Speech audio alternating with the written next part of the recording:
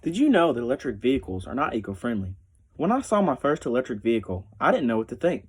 I thought they looked super sleek, and I couldn't believe that they ran on 100% electricity.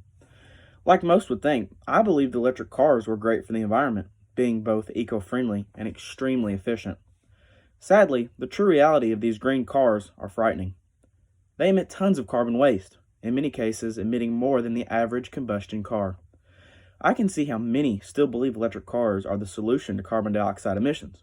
But, in actuality, electric cars are just as bad for the environment as traditional gas powered vehicles. Today, I'm here to tell you that electric cars are not 100% green. The most important thing needed for an electric car is some source of power. The power source needed to charge electric vehicles generally consists of the burning of fossil fuels, many times consisting of gas, coal, and oil. Electric cars are not eliminating emissions, they are exploiting them somewhere else.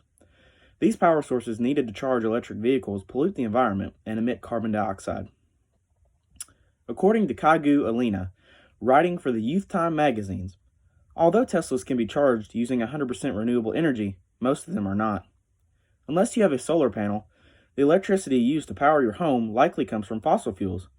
Tesla's superchargers are also connected to whatever source is available in the area, and most are not from clean sources. Like the power sources needed to charge these electric vehicles, they also need a heavy-duty lithium battery to hold the charge. These batteries require many precious components such as lithium, magnesium, cobalt, graphite, steel, and nickel.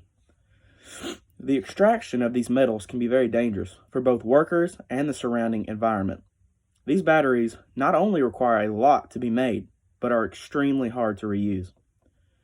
Research done by Hiroko Tabuchi at the New York Times states 99% of lead-acid batteries are recycled in the United States.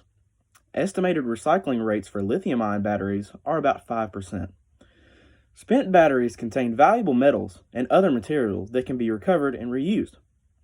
Depending on the process used, batteries recycling can also use large amounts of water and emit air pollutants. Did you know that the precious metals needed to build electric cars are mostly mined for in the Democratic Republic of Congo? These harsh extractions devastate watersheds and wildlife in the surrounding areas. These nearby communities are being affected by the mining and the huge carbon footprint that is left behind.